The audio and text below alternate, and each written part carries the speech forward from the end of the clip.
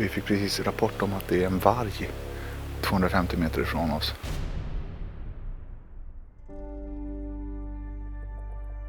God morgon. God morgon.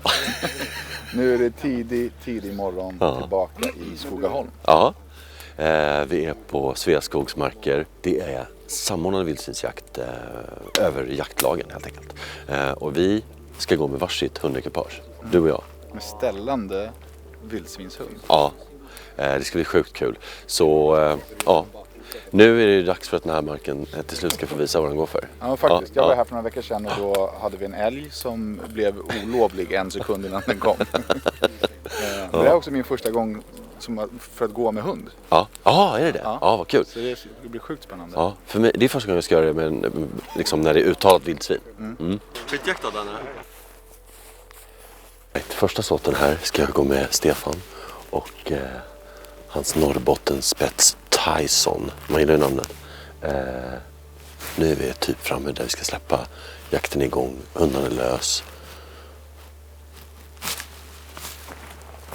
Nu är vi redo för såtet med Andreas och Tanja. Tanja har den här säsongen jagat ungefär 20 jakter och plockat upp gris på 15. Yes. Så finns det gris så hittar de gris. Och jag är skittaggad nu. Jag känner att jag är lite överklädd. Du har typ flanellskjorta, jag har 4 jackor. Men jag får klä av mig på vägen. Nu kör vi.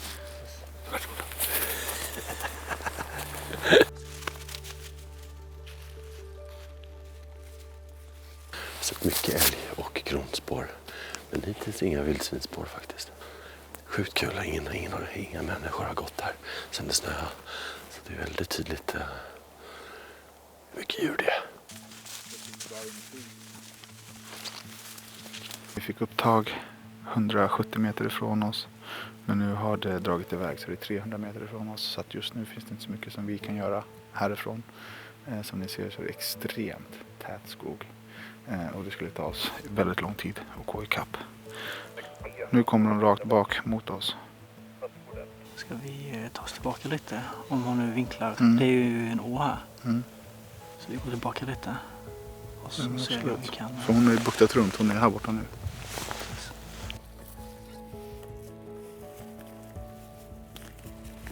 För Jompens information då så kommer det 2 drev rakt på dig nu. Så nu förväntar vi oss att du gör film av det här, tack.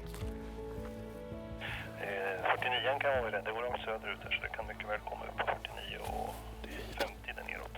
Det är hitåt det. Slut. Söderut. Det är något gångstånd här så det har sprungit söderut. Så det kan mycket väl komma rakt i knät på oss här med lite tur. Så vi avvaktar här en liten stund och kollar vad som händer.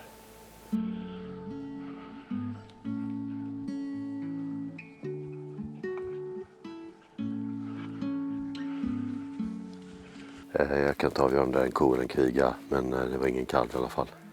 Coolt. Då stod vi helt rätt här. Tyvärr var det inte ett lovligt vilt.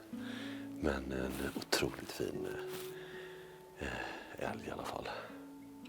Så på den här typen av jakt är ju alltså, på guld värd. Alltså båda ögonen öppna. Under hela, liksom, medan man skjuter. Så att man har liksom full koll på periferin. Eftersom det finns risk för att det kommer vara hundar ganska nära viltet här. Så det är jävligt skönt att ha den kollen. En tubsikte, då är risken att man dels stänger ena ögat. Man halverar liksom direkt bara där. Sen har man inte så jävla bra koll på vad som händer runt omkring det som man bara ser i siktet. Så det här är Optimus för det här faktiskt. Säkerhetsmässigt, check, skyttemässigt. Det är bra. Okej, nu har vi stått still i typ en halvtimme. För att Tanja har rivit 2 grisar i en lång jävla båge. Typ 1,3 kilometer ifrån oss. Och de har sprungit väldigt, väldigt länge. Nu verkar det som om att grisarna är trötta och har stannat ett par 100 meter västerut. Så vi låter Andreas ta täten här och så hoppas vi på att vi kommer in på grisarna. Så vi fick precis rapport om att det är en varg 250 meter ifrån oss. Paragraf 28. Verkanseld mot rovdjur om de går till angrepp mot hund. Nu är vår hund långt bort, men om det är varg på marken kanske man ska hålla sig nära sin hund. Det är väl att fråga. Ja. Yes. Okej, ta täten.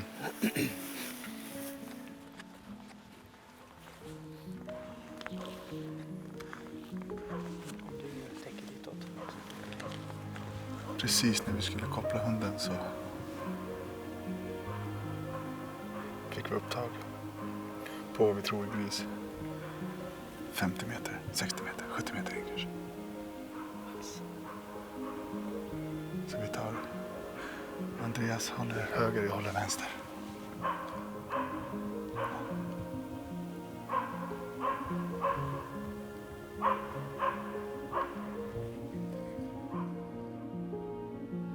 Det verkar som att det har gått loss och rör sig bortåt. Sakta österut. Vi får se vad det är vägen. Men hoppet finns.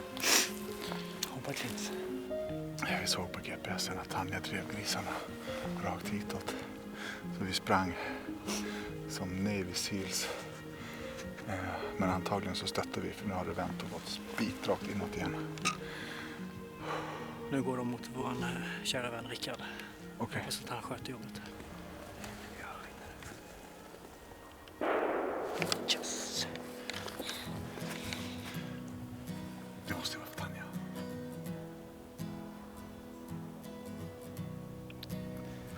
10 grisar. En ligger. Rickard har skjutit en. Gött Rickard. Härligt.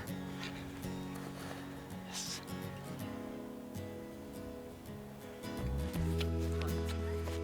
Grattis! Tack snälla. Det är som vanligt på den här marken. Man får aldrig skjuta, det är bara ni som skjuter. Du ser mycket vilt men du föser mot oss. Ja. Men härligt att fick avsluta för Tanja som jag har gått med. Verkligen kul. Otroligt fint drev. Det kommer 10 grisar alltså. Ja. Och det var ett fint hundjobb. Hon sprang runt hela kullen och flocken på grisarna. Så sakta kom de i pass. Så det var otroligt spännande. Kul alltså. Ja. Vi trodde det var 2 grisar. Kul att det är 10. Det finns lite grisar kvar till nästa så. Det finns det verkligen. De är ju där vi ska jaga sen. Ja.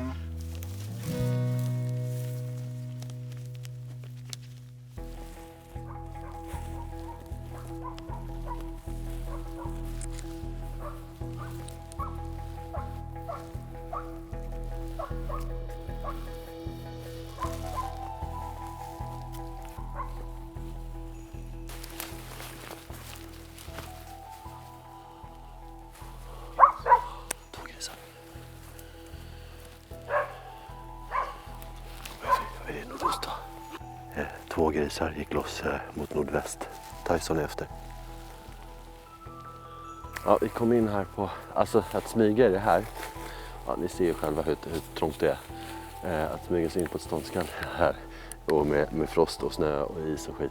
Det är inte lätt att vi kom in på 20 meter ungefär. Sen gick det loss. Stack nordväst med Tyson i hasorna. Hoppas det går på någon passkyttar kanske. Mycket speciell jakt idag alltså. Satt i bilen med plundrad bössa och ser, vi hade inte åkt, vi var precis på väg. Och precis när jag ska stänga dörren så ser jag en gris. Men det är lite långt håll. Och till slut så var det inte möjligt. Men det är en väldigt speciell jakt idag. Jag har stått utanför en stund här och försökt att locka in Tyson för nu är det lunchrast. En gris ligger och nu blir det lunch. Nu ska vi göra korv. David Hedlund, jakt- och klövviltsansvarig på Sveaskog. Ja. Kan inte du berätta lite om utmaning med en sån här samjakt då, när man jagar ihop med en massa olika lag? Och så? Ja, men det är ju lite planering då. Vi är på ganska stor yta, vi är ett antal jaktlag. Jag kan säga norra delen av ett ganska stort älgskötselområde. Älgskötselområdet är 40 000 hektar ungefär. Och vi jagar nu kanske på 6 000 hektar som ligger ganska dikt emot. Sen är det lite jakt runt om. Men inom de här norra bitarna i de här jaktlagen, då har vi synkat oss så vi vet vilka jaktledare vi har ute med telefonnummer till dem. Vi har synkat radiokanaler så att vi inte stör varandra för mycket och att vi vet vilka radiokanaler man kan gå in på till exempel. För det som händer, oavsett hur stora marker vi har, vi jagar på cirka 1000 hektar på vårt lilla Sveaskogs jaktlag. Men det som kan hända är ju att hundarna går i alla fall över gränsen. Och då i det här fallet då kan vi lämna över en hundförare om det nu stannar och blir ståndskall inne på grannlaget Hälla. Då kan vi lätt lämna över vår hundförare för det är liksom kontaktytan är redan skapade. Just det, ja. Så då kan vi snabbt säga det att hej, vi har den här hunden här och han har radio si och så. Så ta över honom och led honom. Perfekt. Så då funkar det. Då kan vi få lite effektivare och roligare jakt med än att det ska bli det här gå in, koppla hunden, gå tillbaka. Exakt, det kan ju vara rätt jobbigt. Alltså man ska ta reda på telefonnummer och det för att personen ska svara och så vidare. Och sen det är rätt mycket folk här just nu. Nu är de flesta stycken tillbaka ut i skogen igen, men jag skulle nog sagt att det var kanske 50-60 pers här. Ja, någonting sånt Ja. ungefär. Det måste ju vara en utmaning att få hit alla jägare också. Ja, men den här platsen är ju ganska etablerad med och det är en fungerande logistik med utrymme och det finns en bra grillmöjlighet där. Och så. Så Ja, men jag tänkte mera så här att liksom organisera och se till att alla faktiskt dyker upp. Och, alltså, det är ändå jakt och det är en hel dag i skogen och så här. Ja, så var det ju. Inom skötselområdet så gick vi ut ganska tidigt. Det här datumet bokades redan förra vintern. Så det här har varit med från början att vi hade den 4 december, lördagen, då ska vi ha det här temat med vildsvinshundar. Också att vi jagar älg och kronvilt på några ställen också för de hundarna som tycker att det är okej. Men fokuset har ju varit vildsvin i det här med det då. För att ha en lite mer, för att återigen, de rör sig ganska ofta, det blir ganska mycket problem med att det här är på grannmarken annars. Så det är just det med att använda skötselområdet, att någon måste ju ändå driva och vara sammanhållande i det hela med. Och då har vi tagit lite möten via Teams först och snackat ihop oss, tittat på kartor och vart ska vi vara och synkat oss. Så vi har synkat så vi har gemensamt, vi släpper hundarna samtidigt nu. Första såten på förmiddagen och även i andra såten också. Så hade vi lite gemensam lunch här med lite jaktsnack också, sociala biten. Ja, men det är härligt, det är kul. Då går jag kvar och snackar skit. Absolut, och liksom, det får man ja. Nu har vi käkat lunch och jag går med Dennis istället och hans hälleforsare Harry. Harry såg vi följa efter den här älgen i morse. Mycket starkt förtroende för Harry. Han känns väldigt bra. Så nu kör vi. Vi skulle ha bytt hundförare egentligen, men jag känner att jag tror på Andreas och Tanja, så jag valde att stanna kvar. Så 2, vi ska gå längs en sjö och en vass. Det är väldigt spännande att gå med hund.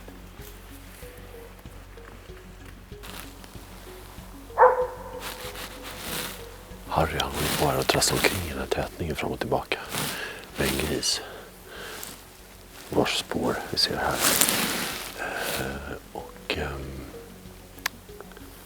Han får liksom inte riktigt att stå fast. Så vi ska chilla en liten stund här. Jag tror att det är en korv för mycket. Helt andfådd. Men vi sonderar terrängen. Rör oss systematiskt och låter Tanja söka av. Men långt hittills. Yes.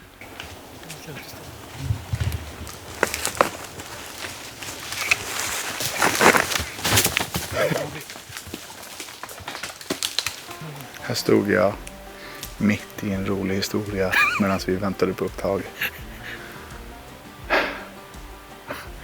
Kom älgko och älgkalv. Och kalven är lovlig. Jag hade kunnat skjuta här, men det var alldeles för snabbt. Ja. Spännande.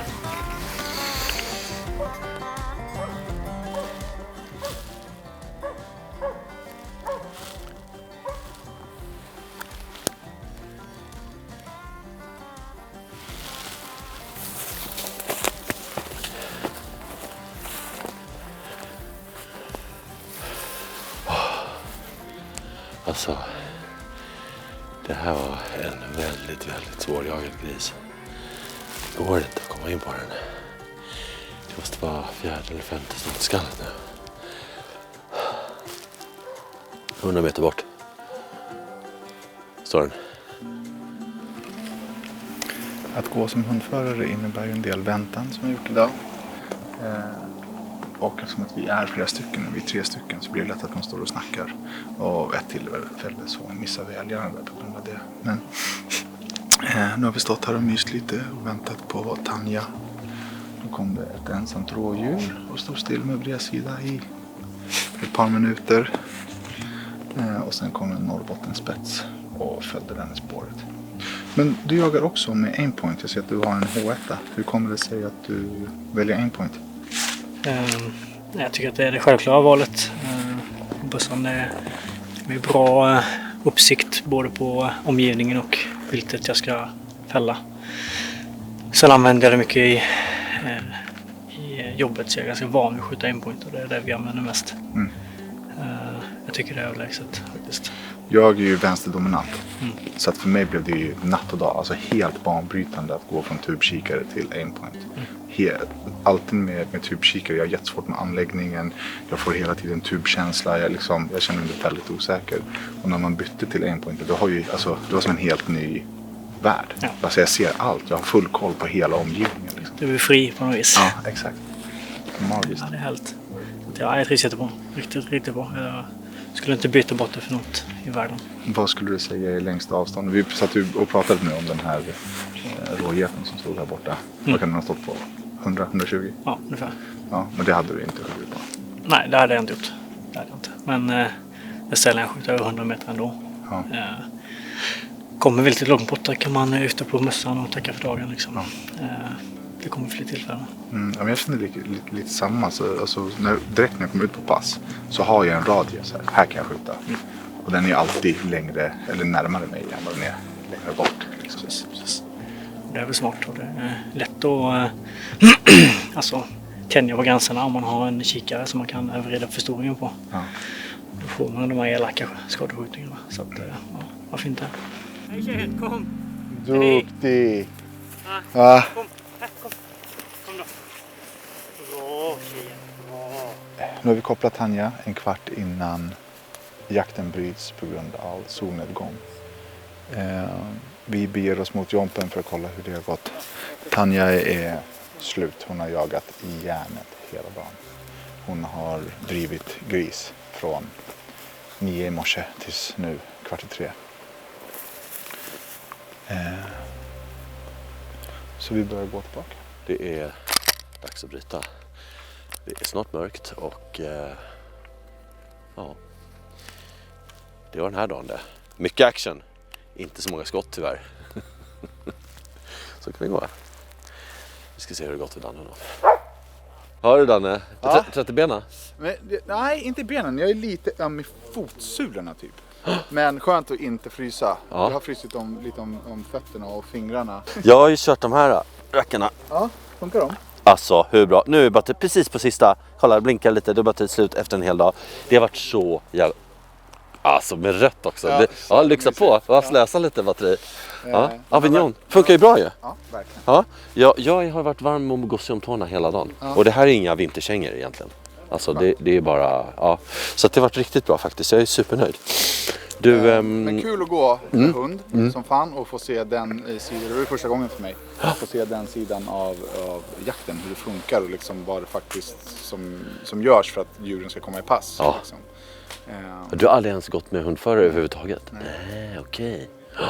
Ja, det är lite slitigt. Det är mycket jobb. Men mysigt också. Ja. Gå och lulla runt lite och så här. Vi har fått djur på oss i varje såt också. Och det är egentligen, alltså, det är kul att stå på pass också. Men det händer ju hela tiden någonting när man går med hund. Ja. Det är skitkul. Så det var inte sista gången? Nej, bra. Det tycker jag vi gör om. Ja. Vad kul. De håller lite lite låda här. Så vi går och säger tack och hej. Ja, det gör vi. Och det säger vi till er också. Till nästa gång så säger vi skitjakt. Skitjakt. Hej då.